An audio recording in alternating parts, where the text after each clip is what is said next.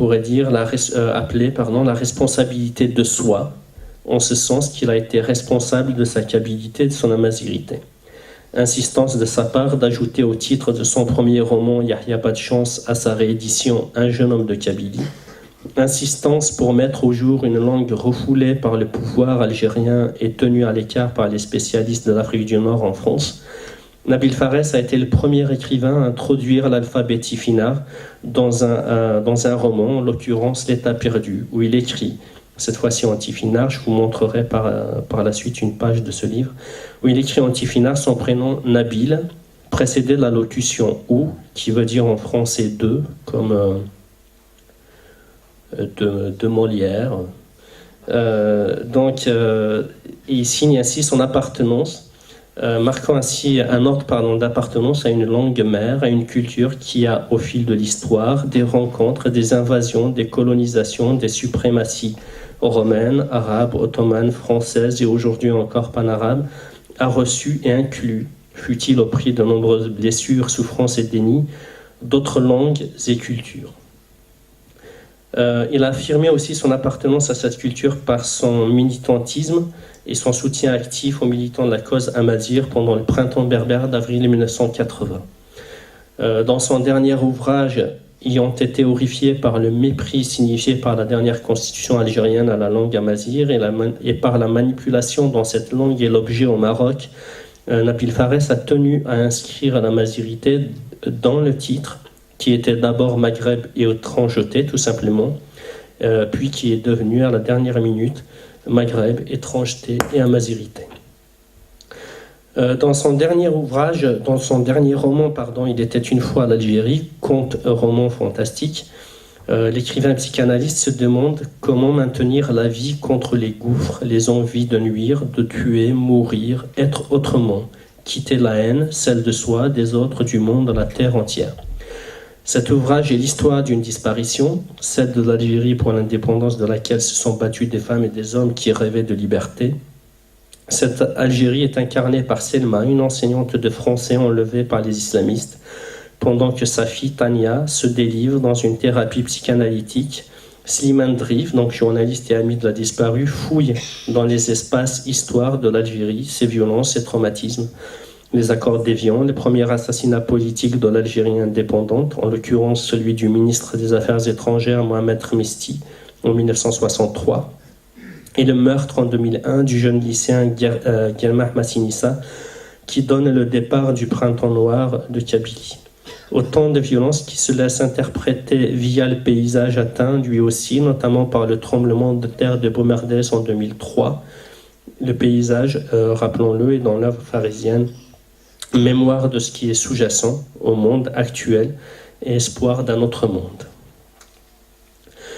Notons que Nabil Fares a été l'auteur d'une production poétique remarquable, notamment avec les chants d'Akhli, en hommage à Jean Elmo Babranche et l'exil au féminin. Il a co-réalisé des bandes dessinées avec le dessinateur Kamel Khelif. Je cite La petite arabe qui aimait la chaise de Van Gogh ou La jeune femme et la mort. Enfin, il a été l'auteur de nombreuses pièces théâtrales restées non publiées. Mise en scène à Marseille pendant que Nabil Fares travaillait à la CIMAD, ses créations s'intéressent au destin des immigrés. En effet, Nabil Fares a été très sensible aux drames humains dans notre époque. En plus de l'Algérie et de l'immigration, il s'est particulièrement intéressé à la ségrégation dont les Noirs sont victimes aux États-Unis et aux souffrances du peuple juif. Avant de vous présenter rapidement Maghreb, étrangeté, amazighité, je souhaiterais rappeler que des textes de Nabil Fares sont disponibles sur son blog hébergé par Mediapart et sur le site Psychanalyse Actuelle. Vous trouverez aussi un nombre d'articles sur sa vie et son œuvre sur le site de la Plume francophone.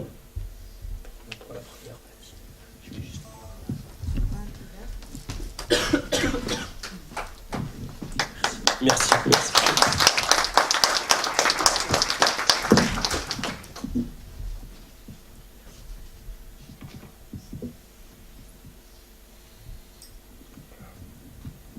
Moi, je suis très ému parce que ça fait peut-être bientôt 3 mois qu'il est décédé, mais c'est difficile d'y croire.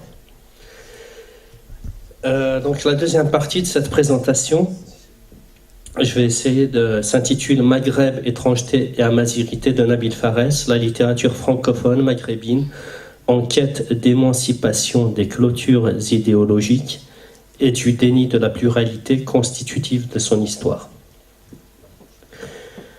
Maghreb, étrangeté et amazirité est issu d'une thèse que Nabil Fares a soutenue sous la direction du philosophe et psychanalyste Pierre Kaufmann. Il a décidé de la publier 30 ans après, parce qu'elle a gardé sa pertinence et son actualité. Dans ce travail d'anthropologie littéraire, Nabil Fares s'intéresse notamment au phénomène d'acculturation au Maghreb et son devenir. Acculturation, ici, signifie rencontre des cultures et non vide de culture, comme on l'entend après son dévoiement par les discours colonialistes.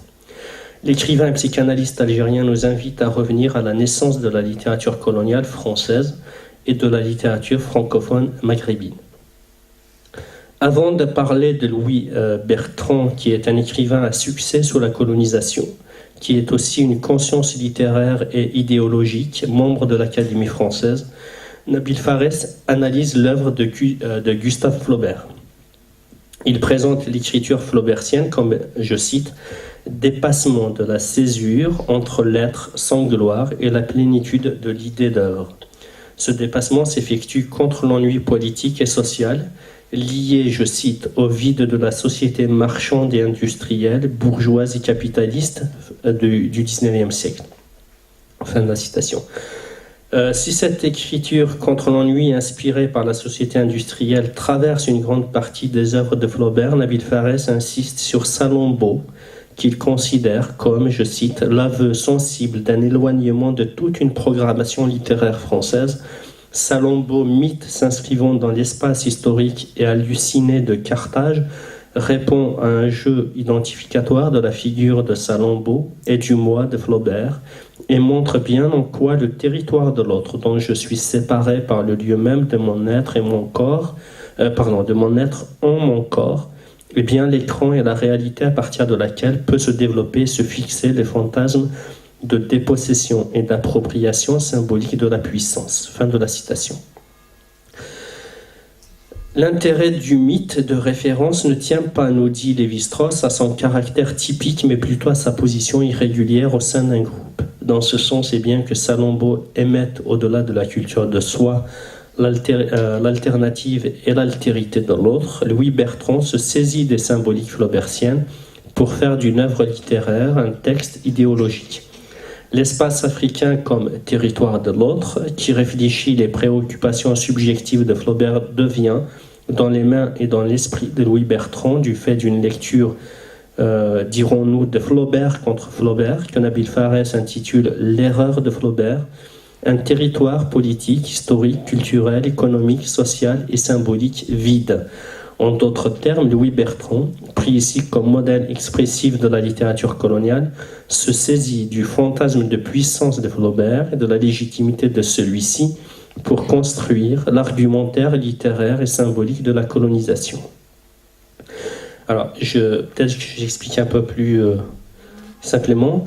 C'est-à-dire que Flaubert, qui s'ennuie dans la France de l'ère industrielle au XIXe siècle, décide de construire une œuvre littéraire qui répond à cet ennui. Et pour cela, il décide d'écrire Salammbô, donc qui se passe à Carthage. Il revient à l'histoire carthaginoise. Et Flaubert écrit cette œuvre avec cette volonté donc, de construire un personnage, en l'occurrence Salammbô, auquel il s'identifie, d'une part, et d'autre part, un roman où il reconnaît l'altérité de l'autre, c'est-à-dire qu'ici le Carthaginois est un être humain, un être civilisé, un être qui construit qui appartient à une civilisation bien précise. Arrive Louis Bertrand, qui est un écrivain colonial. Il a écrit un ouvrage sur Flaubert qui s'intitule tout simplement Flaubert et qui a été réédité 8 fois. On est arrivé à la 8e réédition, c'est vous dire le succès qu'avait cet écrivain au début du XXe siècle, même si aujourd'hui on l'a complètement oublié. Donc arrive Louis Bertrand, il se saisit des symboliques qu'a construites Flaubert dans Salammbô, et cette fois-ci va les retourner contre l'Afrique, et en particulier contre l'Algérie, pour dire qu'en Afrique, c'est un espace vide, un espace sauvage, et qu'il faut du coup l'occuper, le civiliser. Donc vous voyez déjà, il y a une espèce de filiation, mais une filiation un peu perverse, puisqu'elle retourne l'œuvre de Flaubert contre les idées et puis les intentions de Flaubert. Et c'est en cela que Nabil Fares considère que la littérature coloniale peut nous aider à saisir la nature des relations existantes entre fonctions littéraires et pouvoir de légitimité historique, et du même coup celle des rapports existants entre littérature coloniale et littérature non coloniale.